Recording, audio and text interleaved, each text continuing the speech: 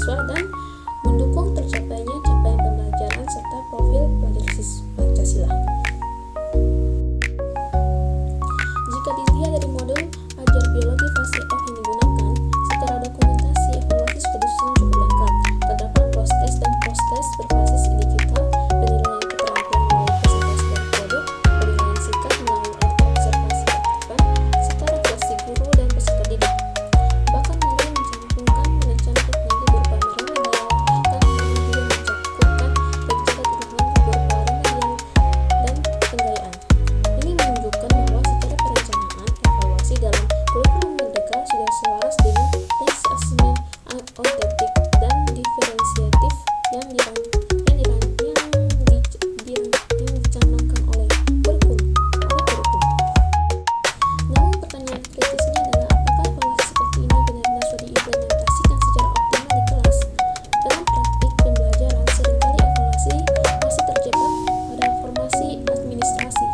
Post-test dan post-test dilakukan, tetapi hasilnya belum sepenuhnya digunakan sebagai dasar pengambilan keputusan pembelajaran.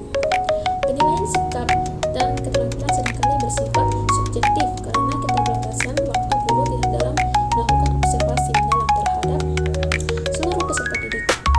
Refleksi guru dan peserta didik pun kerap hanya menjadi isian administrasi, belum dimanfaatkan sebagai alat perbaikan pembelajaran yang nyata.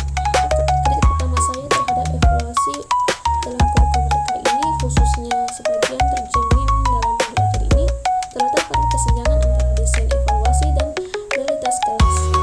Evaluasi yang sangat instrumen menuntut kesiapan guru, waktu yang cukup, dan serta rasio guru dan siswa yang ideal.